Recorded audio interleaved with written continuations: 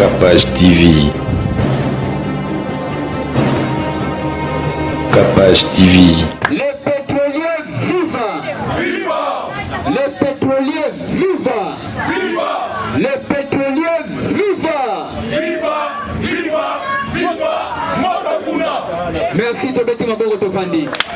Ezali président na biso ezali Patrick Dilonga oyo aza na États-Unis to pesi mbote d'ailleurs bisika azali mbote mingi ndeko Patrick bit na biso ezali donc ezana nous kosangana donc pétrolier émergent et nanu pona kosangisa pour la solidarité kosangisa pona ko lutter contre les antivaleurs.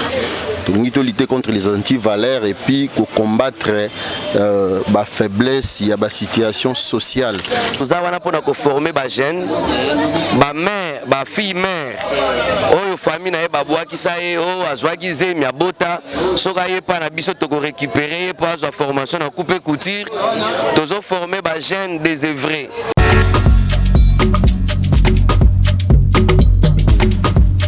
Vous rêvez d'un teint uniforme et éclatant? La gamme de produits Rude Beauté vous offre un soin complet pour teint d'ébène et pour teint clair. De la lotion à la vaseline pour lèvres, sans oublier les savons et les sérums pour acné. Sa gamme de produits variés élimine les taches et imperfections de votre peau tout en la gardant éclatante et uniforme. de beauté et Rude Beauté. C'est que la maille est dans Rude Beauté.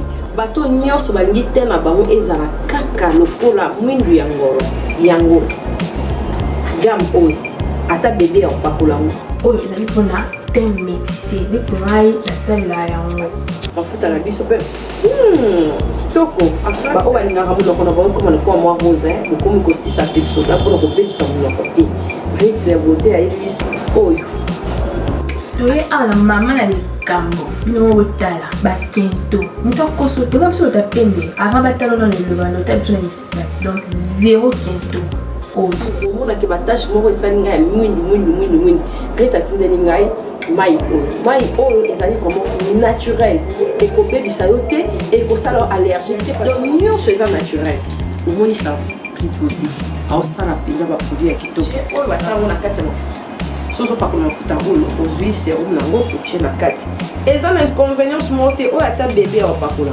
nazo recommander bino ba gamme ya Rude Beauté aux ala vraiment déçu en tout cas vous là Rude Beauté ana ba produit malamu pona le poso la bino o ezona pona ba kento surtout nazo meta c'est botala ana bomo déjà ba kento ezate ba noir ezate misati na ya poso les colonnes à Tingani na Rude Beauté. Rude Beauté, Oumela.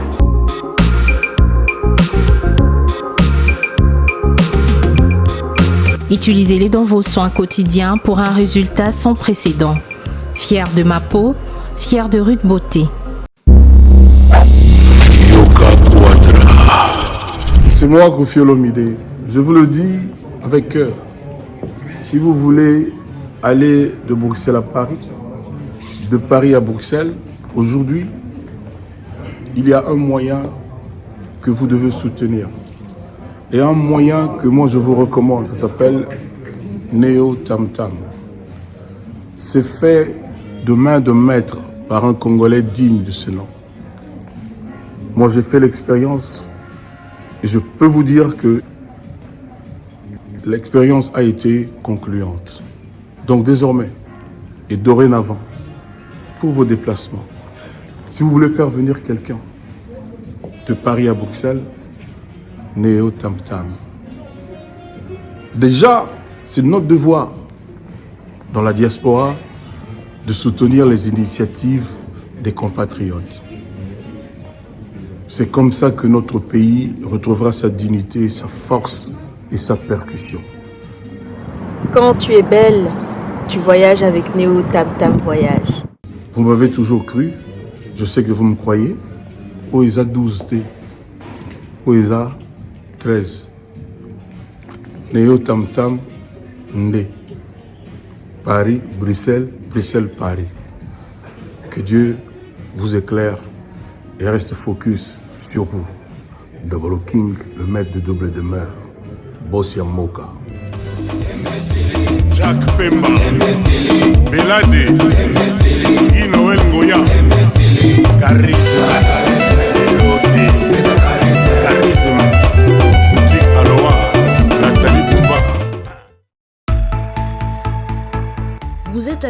Kinshasa, à la recherche d'un cadre au confort moderne pour vos séjours? Une gamme des meilleurs services pour votre entière satisfaction vous attend chez Hosanna's House.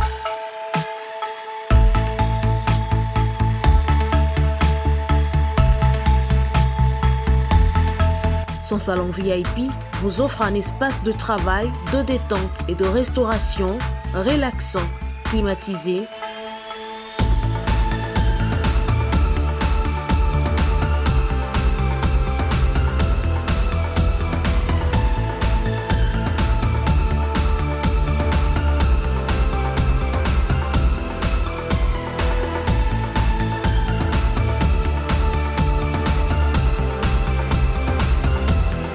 et ouvrant sur un balcon qui vous offre une très belle vue. Et d'une cuisine entièrement équipée.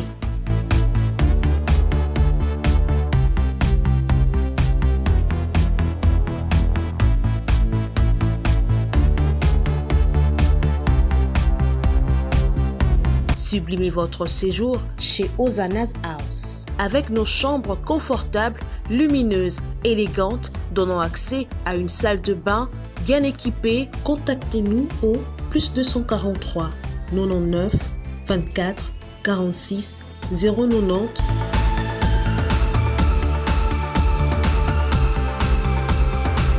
ou encore au +61 420 513 456. Situé à Kinshasa au numéro 5 bar A du quartier Malandi 1 dans la commune de Matete, référence à Revodacom, un accueil exceptionnel chez Hosanna's House.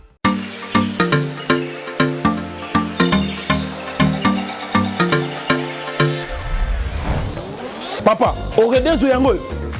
Est-ce que biloko yango seyaki? Koko teleza mbote na biso mbote mama kapashi yo poza ana Oredezo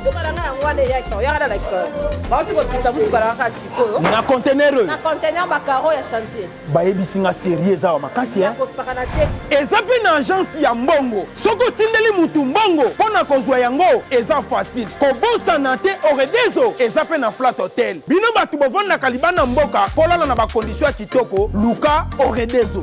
Notre restaurant vous propose une exquise cuisine qui fait le bonheur de gourmands. C'est aussi une boutique de vêtements sur mesure au prix du prêt-à-porter. Livraison à domicile. Nandaku na yo. Baye kotikela yo. Bino moko boyoki. Soki omoni na famille bozalaka na bata mabe biloko ebungaka pamba. Awa livraison à domicile ezali. Bakozwa bake kotikela yo tina porte ndaku. Oredezo soki oyaka te Kongo ngake kufa. Nous disposons également d'un service de sécurité pour toutes vos manifestations et un service de location de véhicules. Ozana poto pona kotinda biloko tela ba adresse yango wana na ba numéro de téléphone contactez Oredezo okozwa biloko na yo nengo tindi. Retrouvez-nous à Kinshasa au numéro A8 de l'avenue d'Ibaya, quartier Matongé dans la commune de Kalamou, derrière la maison de la Bible, et au numéro 44 de l'avenue Baoumbu dans la commune de Matete. En Angola, martyr de Kifuangondo vers l'aéroport international de l'Angola. En France, 47 chemin de Petite Fontaine, 91 180 Brittany-sur-Orge. Maman Kapache, Oredezo, frappe na retour.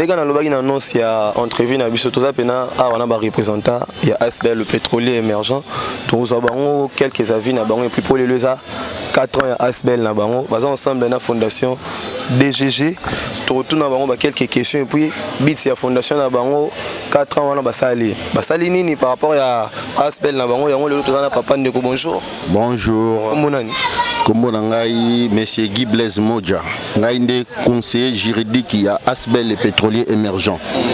Monsieur Guy Blaise Modja lelo to yambi bino awa boyambi biso awa na awa siège na bino to bon awa normalement ezali siège na biso te eza siège na biso te siège na biso ezali na avenue CEP Congo numéro 53 quartier Kimbangu commune de Massina. Awa normalement ezali siège moko na koloba ka esika tosaka ba réunion na biso ya comité exécutif. Ba comité exécutif ezali esika terrasse ya moko ya biso za pétrolier toyaka ko sangana na ba réunion comité exécutif pour na ko meka pe ko pesa coup de pouce pour na aza pétrolier. Voilà. Moni devise na minisa amour solidarité puis travail. Mais déjà bits na bino ya ASBL le pétrolier émergent. Bits na bino za ranil. Vous travaillez dans le secteur nini vous fonctionnera comment? Biso le pétrolier émergent bit na biso ezali donc ezana nous kosangana donc pétrolier émergent et na nous pona kosangisa pour solidarité kosangisa pour na ko lutter contre les antivaleurs.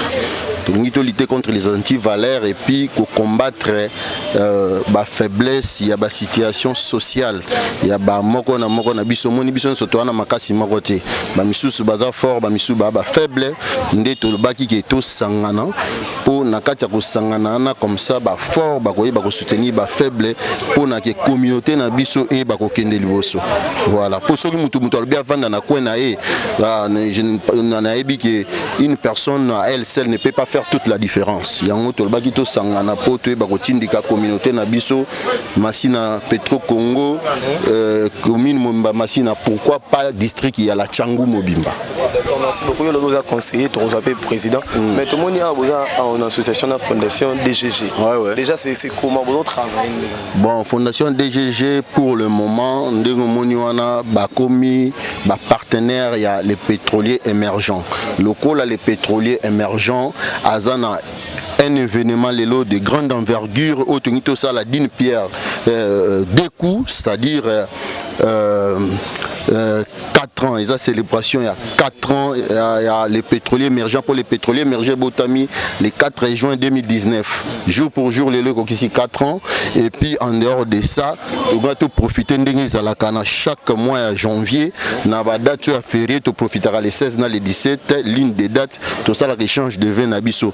Ndena yango locaux la totale que ça la partenariat na fondation DGG où il a ici fondation Dalagomesu Gandaganu Talanamisu Kangamunoko nde to ça qui partenariat na bango ba sepelaki to sepelaki bi bango pe ba sepelaki to yeba ko festoyer lelo elongo yango to za na bango ensemble.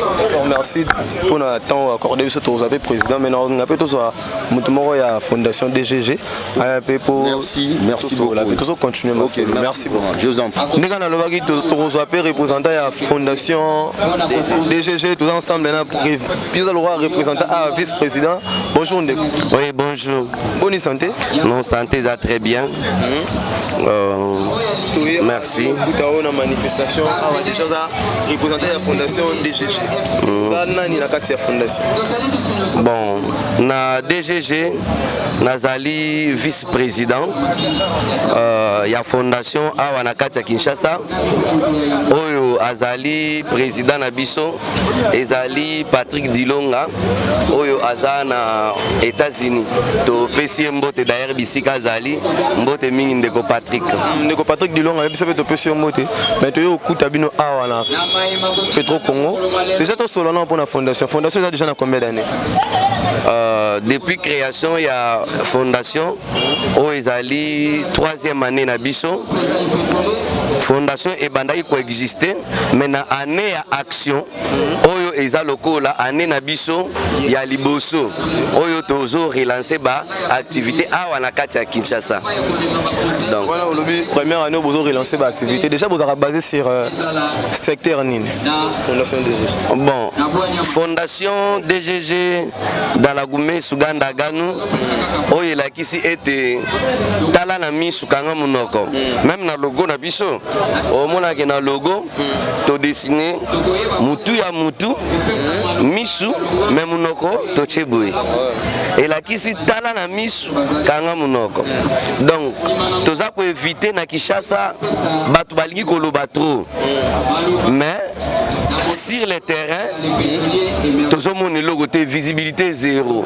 Mais biso toza batu ya ba action. Tozo ko se basé mingi un an na formation ya jeunesse. Donc toza wana pona ko former ba jeune, ba mère, ba fille mère. Oyo famille na ye babwaki sa ye o azwaki zemi abota soka ye pa na biso to ko récupérer pour azwa formation na couper couture. Tozo former ba jeune désœuvrés. Oh na tanga te et pas na biso tozana ba centre de formation ya informatique ceux qui oye tokotali sa yo ordinateur ezanini informatique ezanini programme ya Word programme ya Excel infographie PowerPoint donc biso na côté informatique en tout cas vanda na yo eza match eza bien basé sur un secteur social. Donc biso tozana social tozawana pour na social et tozawana pour la formation, il y a tout homme et tout l'homme. C'est-à-dire, soko landi biso quelque part na bakri na biso tolobaka, tolobaka boy, tolobaka,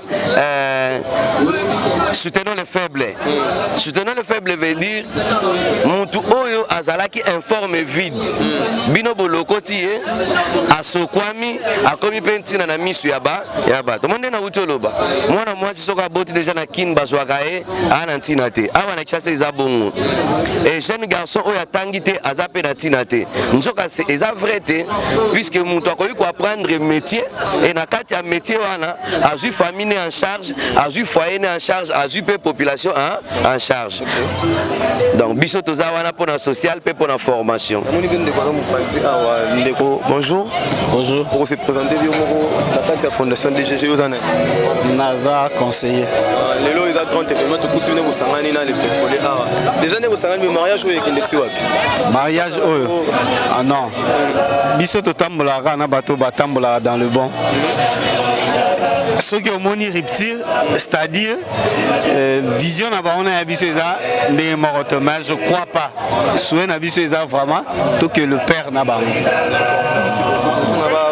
Par représentant, les deux à 4 ans le pétrolier, tout le monde est venu boyer pour Zarana Bango déjà. Ok, ah non.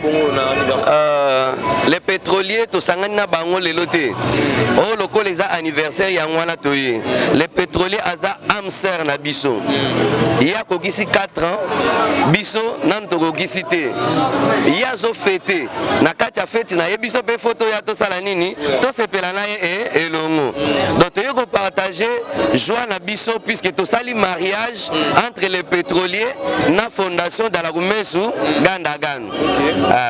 Donc, nakanisi bozalaki na président ya les pétroliers et bozalaki pe na bana les pétroliers na bana ya fondation dans la Rume Suganda Ganu. Donc mariage na biso na bango ezana ba œuvre sociale otoko sala po biso tozana amour biso tozana travail na social bango pe bazana amour bazana travail bazape na nini na social. Donc tozo tambola na bango et na partenariat et gagnant. Merci beaucoup, représentant. La monifeste c'est bandit déjà qu'on a contact na bino puis. Ok, pour na contact na biso pour le moment muto alingo contacter biso à cause biso na 081 51 88 914. Ce qui numéro à Vodacom te tozana Africell 090 60 29 328.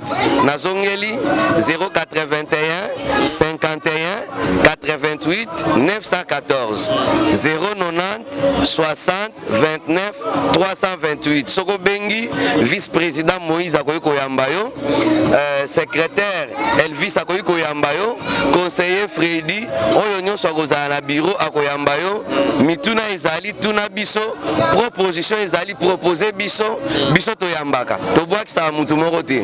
Merci beaucoup, na s'appelle to kitabe na ba bureau, Momoto soit binope, tout le monde a beau fonctionnel, vraiment eko sala biso sengo mingi, comme on a bino bokiti na siège na biso, bokiti na bureau na biso, bon on appelle ba activité na biso puisque tozo ça les ebele, mais to ko tandango boyete pona kin, ba copier coller les kitro. Donc yo tango ko lo baboye, bango pe ba bandi ko wela oh vision na biso, oh eza plan d'action na biso, plan d'action même na 2023. Toza na plan d'action auto banda nango déjà to bandi nango na janvier puisque na moment oyo eza déjà na groupe ya ba jeune o baza na formation ya informatique bazali to na groupe ya ba jeune o baza na formation na auto école bazali to apena groupe ya ba jeune ya ba jeune fille oyo ba bandi déjà koyekola couture kokatelamba kotongelamba na compte ya fondation DGG Dalagumesu Gandagan. Donc tout ça qu'on évolue. Merci beaucoup vice-président, je crois que toi la fête doit continuer. OK, c'est la fête, ça se fait. En tout cas, nous saluons tous les bien-aimés de l'étranger là où vous êtes. Nous saluons tous les bien-aimés de Kinshasa qui vont nous suivre. Nous vous accueillons à bras ouverts partout où vous êtes. S'il y a des propositions, nous sommes là. S'il y a aussi des pensées, nous sommes là. On est ensemble, pas de soucis. Merci beaucoup, bonne fête. Notre Père Céleste, il est écrit en toutes choses que nous puissions rendre des multiples actions de grâce à toi, éternel notre Dieu. Combien tu nous as confié cette année 2023 gratuitement. Nous n'en avons pas mérité, c'est par grâce. Et lorsque nous sommes réunis comme ça, entre les amis du pétrolier et FDGG, pour nous réjouir, ta parole nous dit, réjouissez-vous dans le Seigneur. Nous voulons nous réjouir. Prends la place qu'il te faut. Du début à la fin, Seigneur, qui est ni incident ni accident. Au nom puissant et glorieux de notre Seigneur Jésus, que les peuples de Dieu disent Amen. Thank you. Merci, merci. Oh, wana to betelaki nzambe te to betela pena nzambe maboko makasi. Osoki apesa biso pe matende to zawate. Monoko yangai kasi maloba ya comité na ba ya FDGG na ba invité mususu ndenge bu répondre bolakisi bolingote bolingi vraiment les pétroliers mingi bolingi nga pona bo sentir que les pétroliers bazali na tuna na les pétroliers bozali awa viva viva les pétroliers viva viva viva viva Motokuna tomi beteli maboko makasi balobi na ngambo ya imbali bayoki te les pétroliers viva viva les pétroliers viva viva les pétroliers viva viva viva viva Motokuna. Merci tobeti maboko tofandi.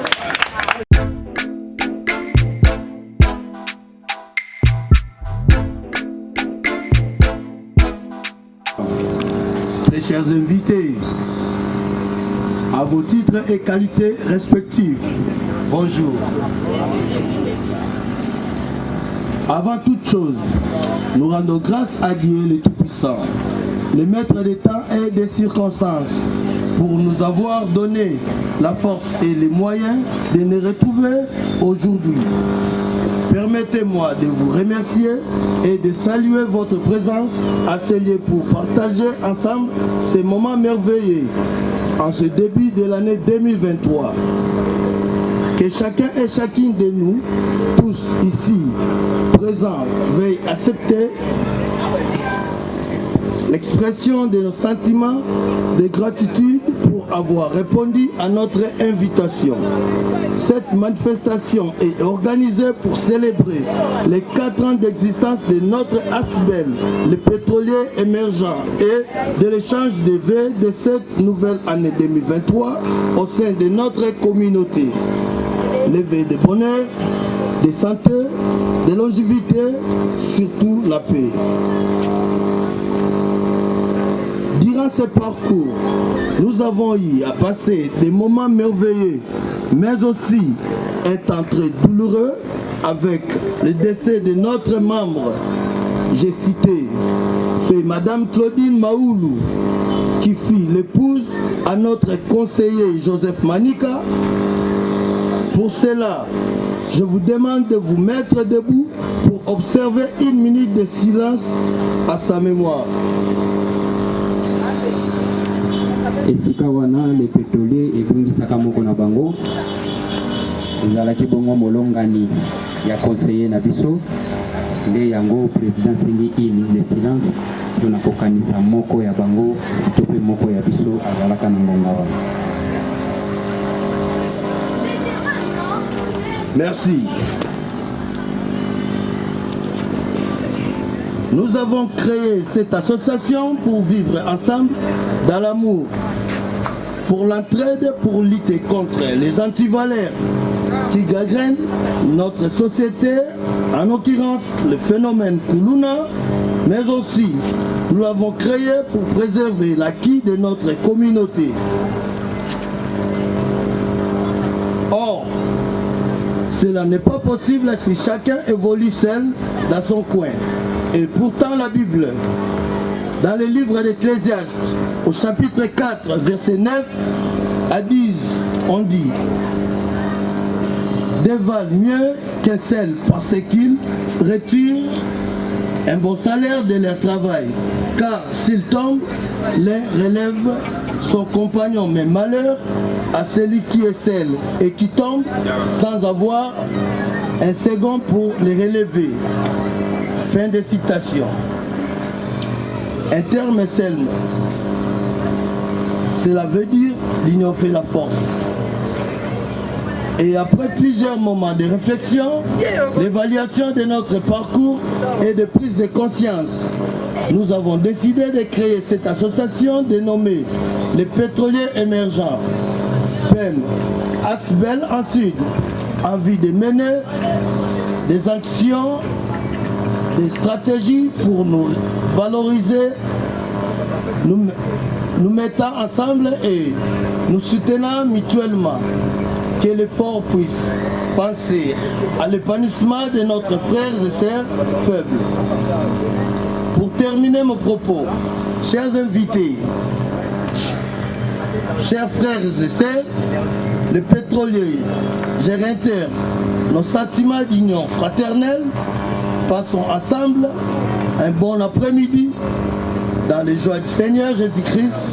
Que vive l'ASBEL, les pétroliers émergents, que vivent tous les membres, que vive notre communauté de la Tchang. Merci, je vous remercie. Merci, Wane Zalaki Maloba, ya président. Wane Zalaki Maloba, ya président. Mekasi, tokopema mukie, potoyo kaloyembo.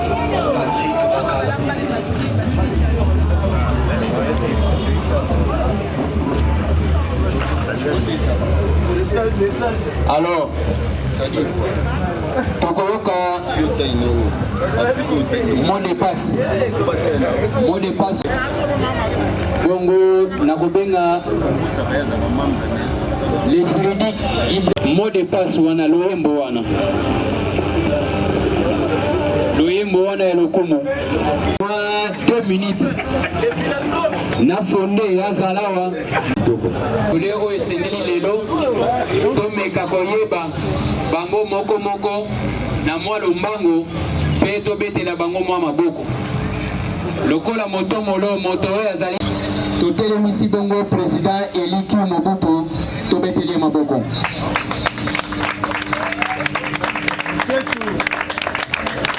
Merci. Azana molandi na ye akomi nano ate ezali bongo vice-président tokoprésente bino ye Elvis Lilonga Dr. Latie Kaziala akotelema tobetelema boko makasi ezali ngai molobeli na bino nazali awa na kombo ya Papitia na mwa coupure moko eza na kati oyo moto azo chapeauter tobengi les juridiques.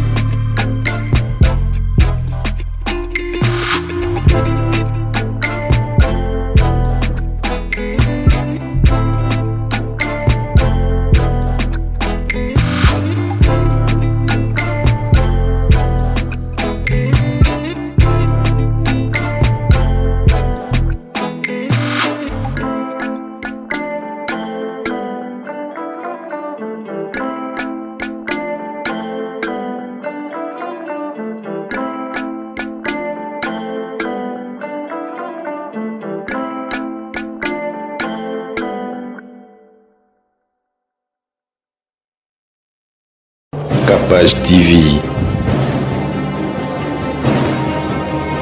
Capage TV.